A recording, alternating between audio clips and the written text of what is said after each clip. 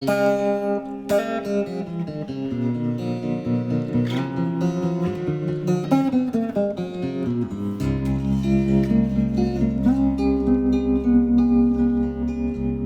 is totally cool. Could you do me a favor? This is just like, I really want you to be my guinea pig for the next like 10 minutes. And it's to do with a completely new type of content that I wanted to try out on the channel. A friend of mine that lives out in Australia in Sydney, he's like super into surfing, yeah?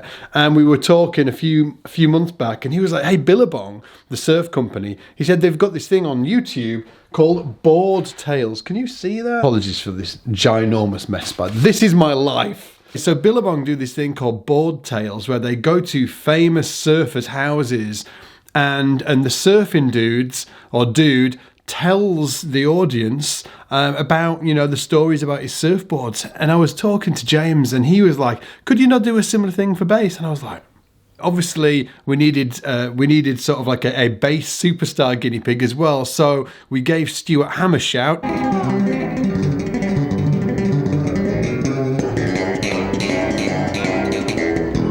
Obviously, bass player for Joe Satriani, Steve Vai, Tony McAlpine, and a host of other amazing musicians. We gave him a shout and said, hey, we want to try out this new type of content on the channel. Are you up for it? And he was like, yeah, I'm up for it. So we gave our friend a shout out in LA. So we contacted Matty and said, will you go to Stuart's house and do this kind of like Board Tales thing idea a run, but we'll call it Bass Tales. So here it is. This is Stuart telling you all about his basses and the history of them. And interesting fact, Stu Hamm was actually the first bass player to ever have a Fender signature bass. And he tells you all about it in this video. You're also going to see his Groot Bass. Groot, as in, you know, like... Please let me know in the comments if you want more bass tales like this, and if you do, we'll put some together for you. And if you don't, well, then we won't. Anyway, here's Stu Hamm. Take it away, Stu. Hey everybody, my name's Stuart Hamm. Come on in. Notice the beautiful Frank Frazetta prints on the wall. Thank you very much. Comes in the beaded curtain. Past the Hamm's beer signs. So welcome.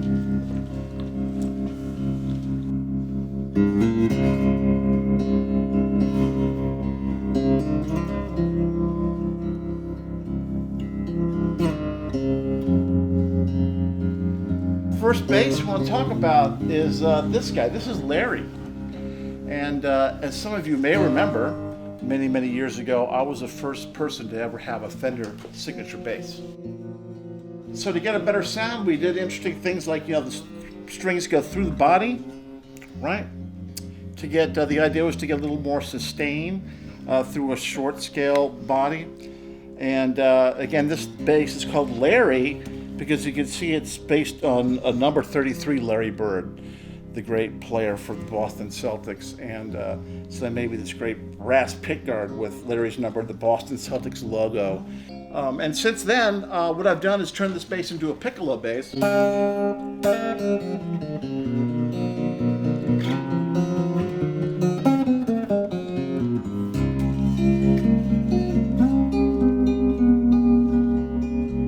This is totally cool.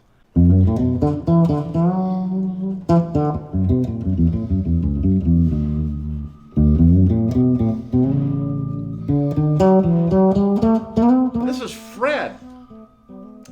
This bass was named Fred by Mike Frazier, who's the producer, rock producer that was producing an album I did with Joe Satriani called Crystal Planet. When Fender re-released the Urge and came out with the Urge 2, they were long scale. So as opposed to the very first edition of the Urge, which were 32-inch scale, the Urge 2 basses like this one were 34-inch scale. I love this bass, man. This is one of the basses I'll never give up. Again, it has the EMGXs in it.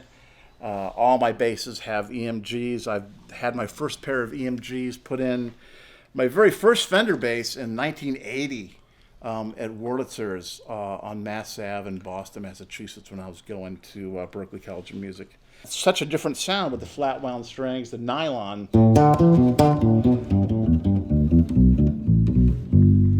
And you can get a really, you know, an acoustic kind of a sound.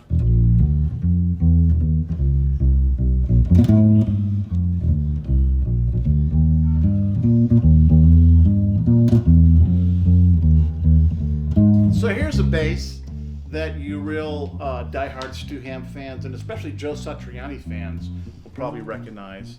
This is Mel.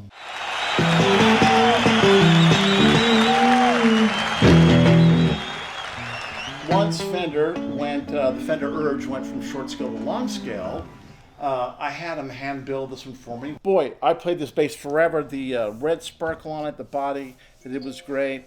It looks a little cool and distressed now, and it's the bass that I played one of the solos that people know me a lot for, which is the Love Thing solo.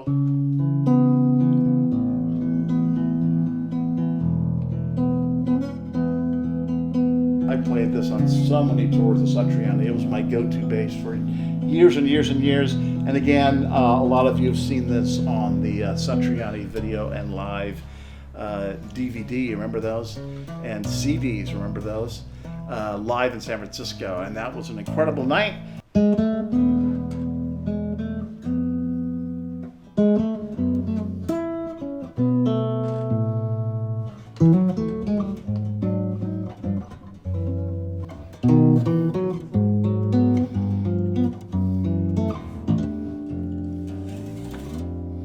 So I don't even think this bass has a name.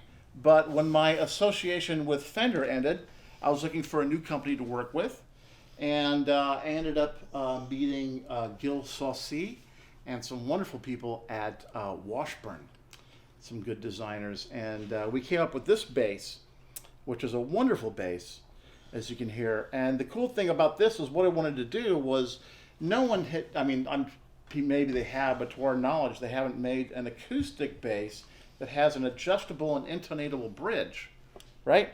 Most acoustic basses have just, you know, the bar of the bone across there, which is great. But for me, if I can't raise the action of each string individually or intonate it so that this is in tune with this, then I really can't play any of my chordal stuff, you know.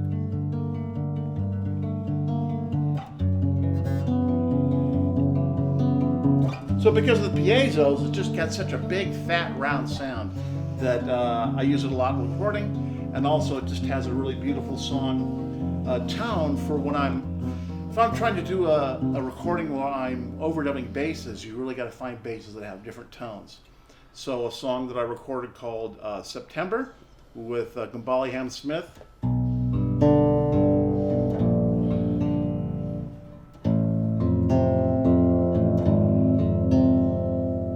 Right, it's got such a rich, full tone that then you can add sort of a traditional Jaco, you know, J bass pickup melody on top of it, and they don't conflict with each other.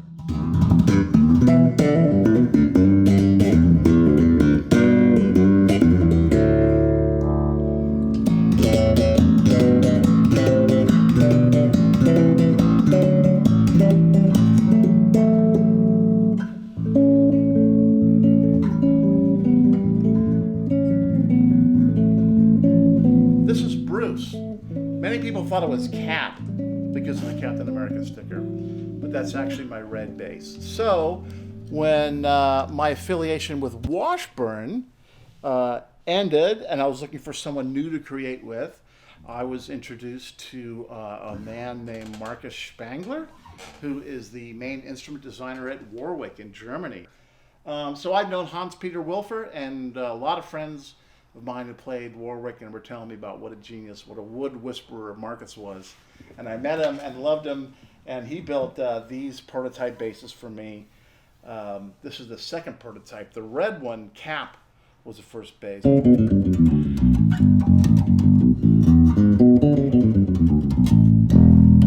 And this is my go-to bass right now, man. I love it. Of all the basses that I have, I've worked a lot with Tommy Armstrong from EMG to get the pickups just right. So this is not a the finalized version of the signature Stu Hamm Warwick bass. Because there's one thing that's really funny about it is that every bass, or most bass you look at, the horn goes to the 12th fret, right? This bass, it goes to the 14th fret. So the first time I had this bass, I was at a session, and the bass player and the director said, "Bass player, you've got the melody." And I read it and I go, and he goes, "Hey, bass player, stop, we're in G." And I go, "Yeah, G." "Okay, try it again. 3, 4. Stop.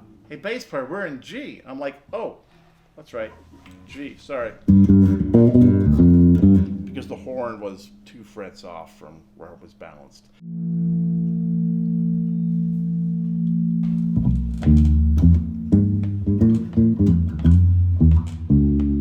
So here's Dr. Strange. And this is the body shape, the final electronics version of the Stu Hamm signature Warwick bass. You see the horn goes all the way to the 12th fret. Thank you very much. A little longer horn, a little more balanced design. Look at that. And you can see this bass is perfectly balanced, as if magic by Dr. Strange. So it's a beautiful bass, heavy. Love the design, the body work on it, the paint, the way you can see the wood underneath it. Marcus and the guys there at Warwick are just geniuses, and the fine German attention to detail. I'm so happy. I love this bass, and you can't have it either.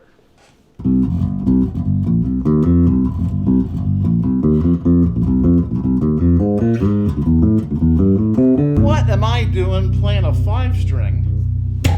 Well, here's the thing, is that I'm actually just a working bass player. Sure, people know me as the incredibly handsome, trend-setting, fashionista, bass player that I am, known for, all this stuff. If you're a working musician, you got to have a 5-string in your arsenal. And yes, it is the Groot bass. That's right, there's grown-up Groot, and there's baby Groot on my 5-string. Look at that, can you imagine? But look at that woodwork on that thing. Definitely venturing into the land of silly and fun, but if you can't have fun when you're playing music with your friends, then what is life all about, I ask you? So happy 2020 to everyone out there in Bassland and in Scott's Bass Lesson. 2020 is looking good. Touring with my band in Europe. Going to be touring and recording with Greg Howe. So come out on the road and see me. Check into stuhamm.com to see where I'm going to be at. I'm glad you got to see a little peek of my Stu studio and my little owl's nest up here in the hills of Tujunga, California. And it's been my pleasure. So I'll see you on the road. Be safe, be well, and God bless you all. Peace. Hey, so hopefully you enjoyed that. Again, please let me know in the comments and like this video if you want to see more of these bass tail videos. I'd love to get Matty to go out to other bass players' houses and hear the history of their basses. But also, one more favour, I would love it if you give George a little bit of love in the comments. He's been really poorly over the last couple of weeks, and I know a ton of you enjoy seeing George on this channel. And you're a bit poorly, aren't you? We think he's on the mend. I will keep you updated in future videos. But yeah, if you could just share a bit of bass love or doggy love in the comments with George, that'd be amazing. Because you're not feeling well, are you, boy? You're not feeling well. Okay, take it easy, guys. And as always, I'll see you in the shed.